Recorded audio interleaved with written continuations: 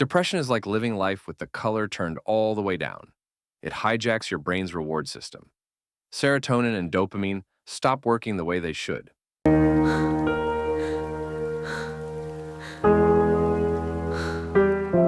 You can sleep 12 hours and still wake up completely drained. Food tastes like cardboard.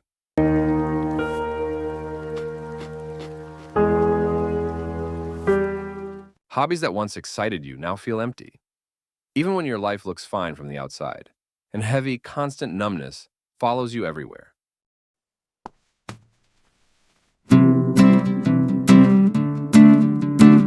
It's not something you can snap out of with positive thinking. Your brain is physically struggling to produce the chemicals that make joy and motivation possible.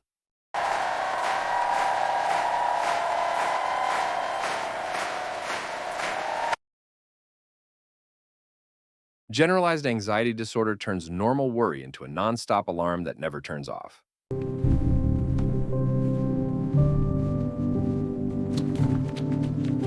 Your brain treats everyday life like a constant emergency, flooding your body with stress hormones even when there's no real danger.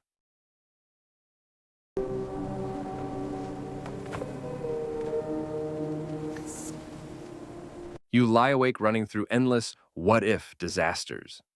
Your shoulders stay tight, your stomach hurts, and simple decisions feel overwhelming. Ugh, this is too much! I can't handle it! Why me? People say just calm down, but when your nervous system is stuck in fight or flight mode 24/7, relaxing isn't a choice. It's impossible.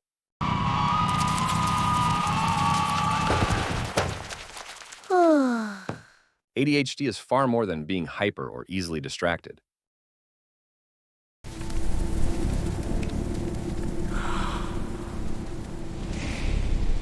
It's a neurological difference that makes it incredibly hard for your brain to regulate attention, impulses, and energy.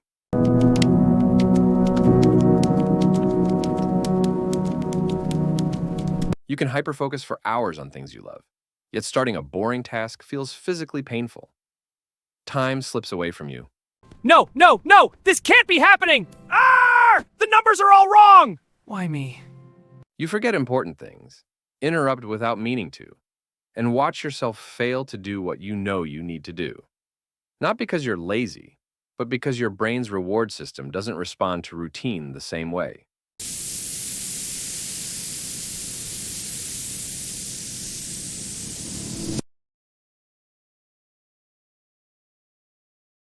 Obsessive-compulsive disorder traps you in a brutal loop of intrusive thoughts and desperate rituals. What if a virus gets me? What if my house burns down? Okay, just breathe. Washing helps. Your mind gets stuck on terrifying what-if fears, germs, harm, fire, contamination, even though you know they're irrational.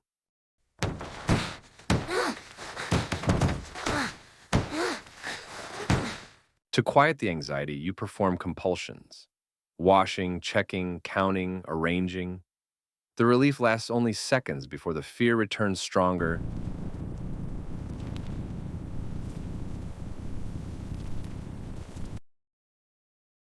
Hours disappear into these rituals, leaving you exhausted and trapped in a cycle you can't just stop.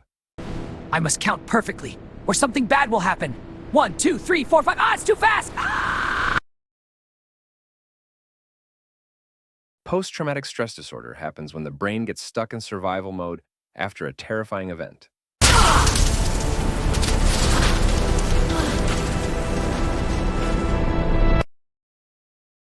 Flashbacks aren't just memories.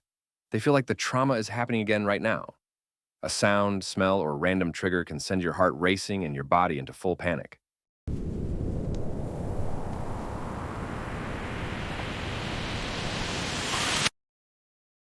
You stay hypervigilant, avoid anything that reminds you of what happened, and often feel emotionally numb, even with people you love.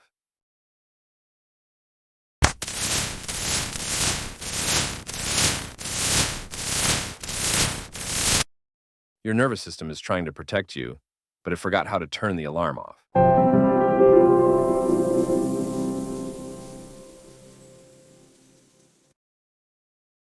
Bipolar disorder swings your emotions between two extremes, manic highs, and crushing depressive lows.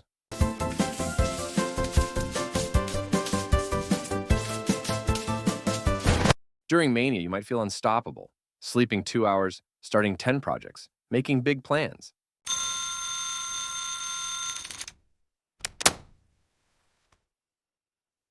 Then the crash comes, and even getting out of bed feels impossible.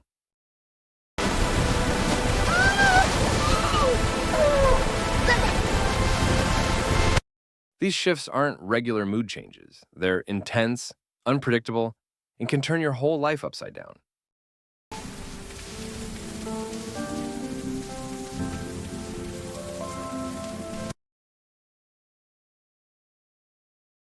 Panic disorder makes your body sound a false alarm that feels exactly like dying.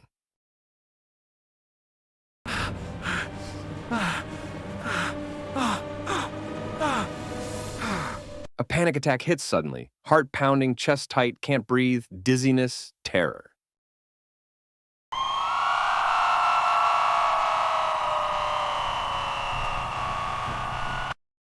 Even though there's no real danger, your brain believes something catastrophic is happening. After the first attack, the fear of having another one takes over.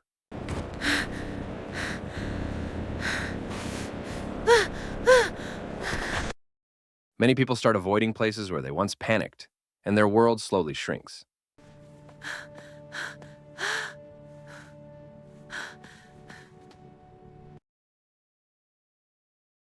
Social anxiety disorder turns everyday interactions into performances where you're convinced you'll fail.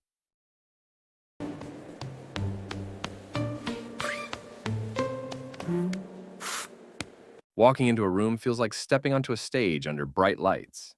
You worry you'll say something stupid, blush, sweat, or go blank.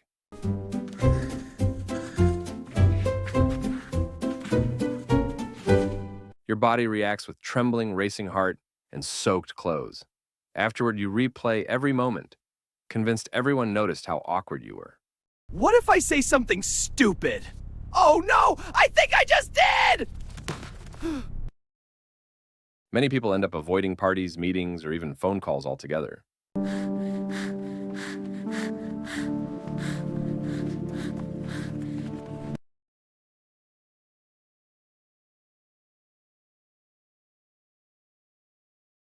Eating disorders like anorexia and bulimia hijack your relationship with food and turn it into a way to feel in control.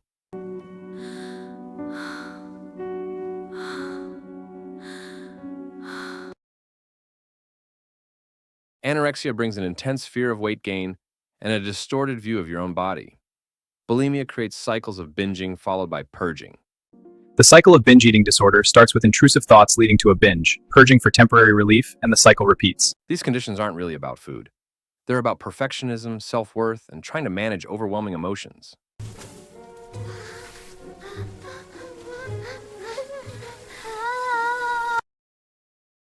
They slowly damage your body while convincing you that letting go means losing control.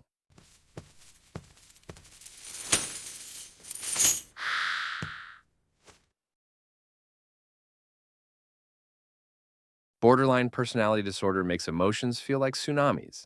Small things can trigger intense rage, despair, or emptiness within seconds.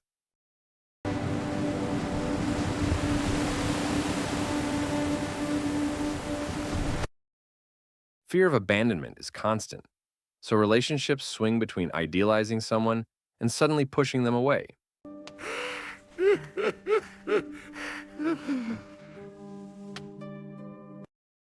Your sense of self shifts rapidly. One day you feel worthless, the next you feel special. Don't leave me! I hate you! Please don't go! It's exhausting living in constant emotional emergency mode.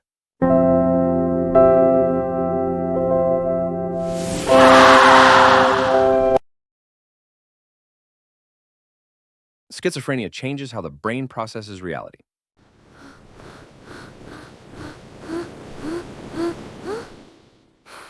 It can bring hallucinations, hearing voices, or seeing things that aren't there, delusions, strong false beliefs, and disorganized thinking. Hey, what are you all doing? Stay back, don't come any closer. I mean it! What do you want? Negative symptoms like flat emotions and lack of motivation can also appear.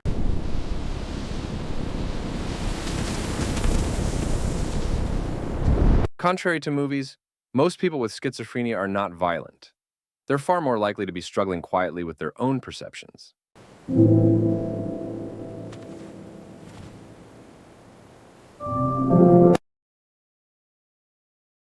Dissociative identity disorder usually develops after severe childhood trauma. The mind protects itself by splitting into different parts or alters, each holding different memories, emotions, or roles.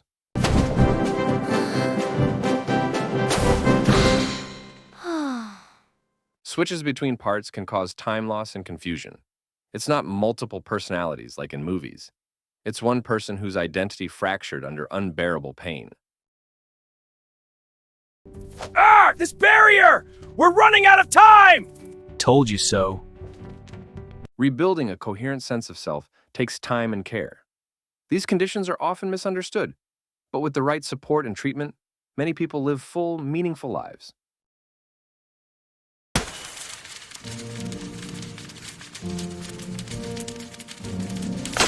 Understanding them is the first step toward compassion, both for others and for yourself.